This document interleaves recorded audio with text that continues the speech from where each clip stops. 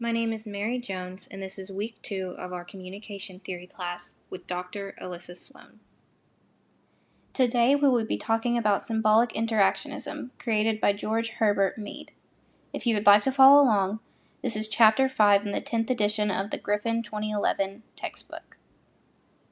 Griffen 2011 defines symbolic interactionism as the ongoing use of language and gestures in anticipation of how the other person will react. At the bottom of page 53 in the Griffen 2011 textbook, we learn that Hubert Bloomer is the disciple of George Mead, and he is the person that coined the term social interactionism. Bloomer suggests that meaning, language, and thinking are the top 3 core principles of the social interactionism theory. I will now go further into depth on each 3 of these core principles.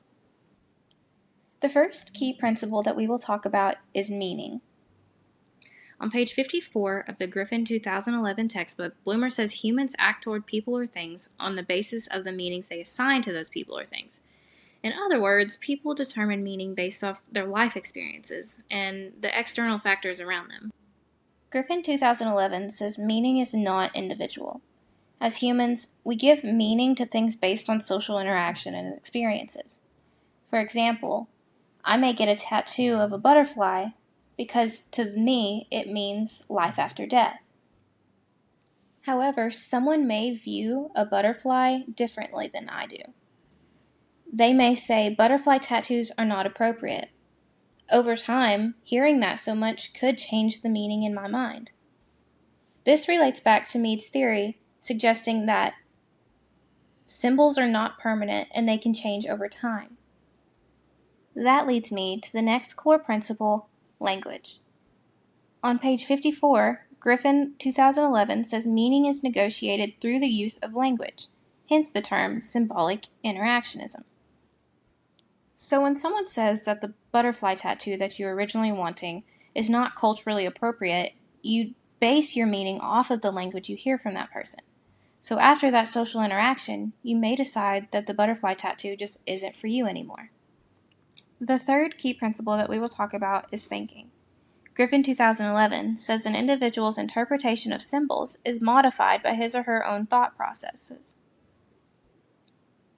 In other words, thinking, in the terms of the social interactionism theory, is the inner voice we hear whenever we are trying to describe meaning.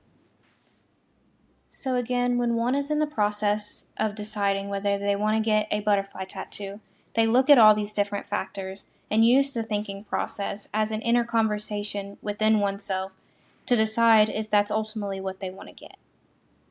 Finally, Griffen 2011 says that once we understand meaning, language, and thinking, we can start to understand Mead's concept of the self. To elaborate, Griffen 2011 says that, again, even to evaluate the self, it's not an individual task. Mead discussed the idea that we get a glimpse of who we are through the introspection of other people.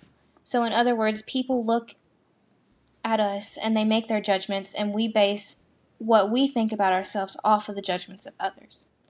Mead also says that family, close friends, and outside authority figures do impact the way people think about themselves, but it's the voices from broader society that impact them the most. So to conclude, I have now summarized Mead's theory of social interactionism.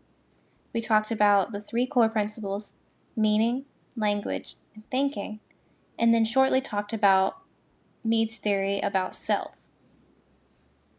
Overall, we learned that in order to interpret meaning, we look at the languages between us and other people, the social interactions that we have between them.